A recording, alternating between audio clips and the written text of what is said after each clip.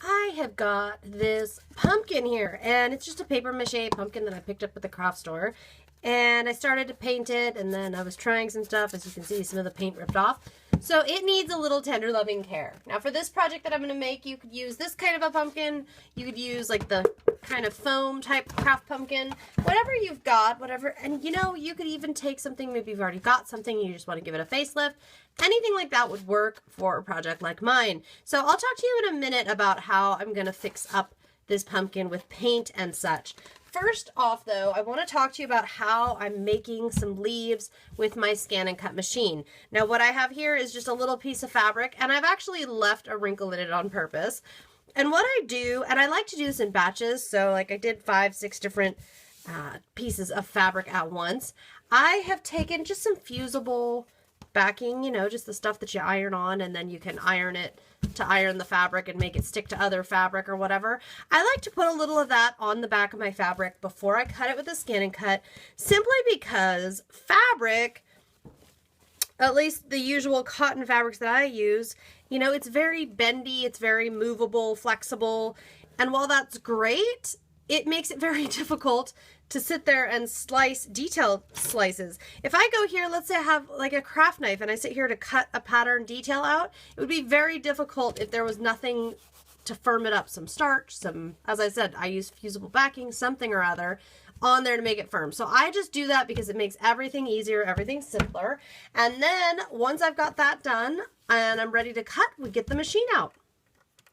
Okay, so I love to use this little button here and scan in my material so I can see what I'm doing here. And then I can just go in and pick out whatever leaves it is that I would like to have and size them. I'm gonna make this one pretty small. And then I can move them around wherever it is I would like them to be on my fabric.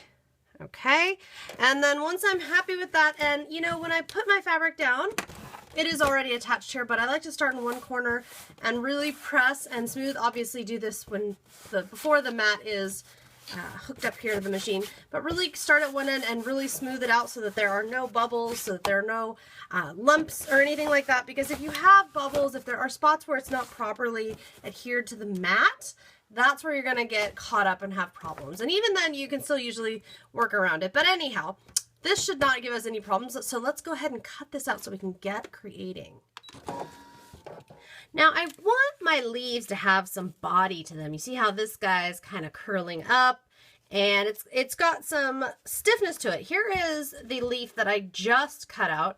And as you can see, if I set it there on my pumpkin, and I'll just hold it there, it's just going to lay. I mean, it's just a piece of fabric. There's no body to it. So what I have been doing, I've just got a piece of plastic here, and I'm just going to take some liquid adhesive and put a little bit on the leaf, not a ton. And then the best tool, I'm sorry to tell you, is your finger. You just want to get most of that leaf, and this is the front side of the fabric, coated. And then if you want a certain way, if you want it to be crinkled, say you want it to be down the center, you want a bit of a fold to it or whatever, while it's damp with the liquid adhesive, go ahead and do whatever it is you're wanting to do with the leaf. And then as it dries, it'll hold, and as you can see, then what you'll have are leaves that have a little more stiffness and a little more body. You could, of course, if you have some starch or something that you want to use for your fabric after you cut it out to style it, you could use a hot iron and all that. I just find this to be a really great way to get kind of an organic bit of body to my leaves here. And once I am all happy with my crinkled up little leaves, we're going to be ready to assemble. But of course, we've got to do something about this pumpkin first.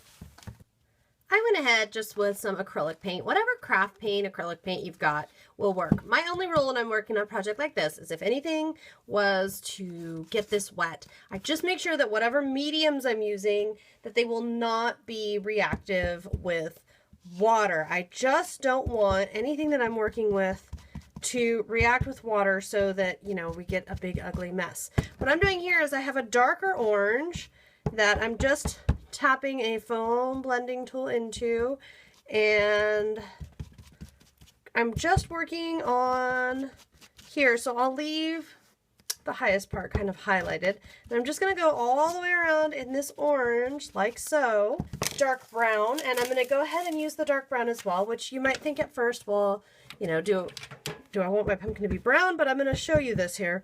If we go in here and just lightly, again with a foam blending tool, what it's going to do for us, and this will take a bit of time. Here, let me go back to where I've already got the orange. And you can layer on as many colors as you want. If you had paint, that would be great. Me, I don't have any brown acrylic paints at this time.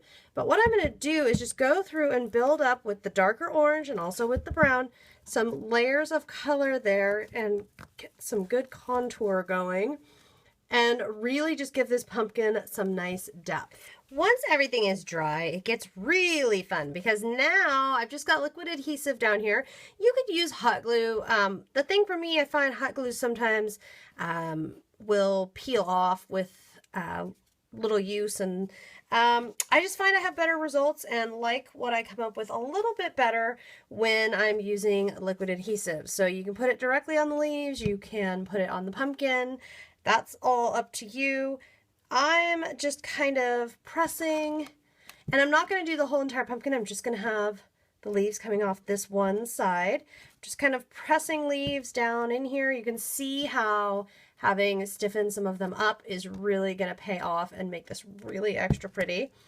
Of course, I want to be careful with all that liquid adhesive rolling around that I don't tip it too much. And I think this one, I'd like to have come down here. So again, you can adhere.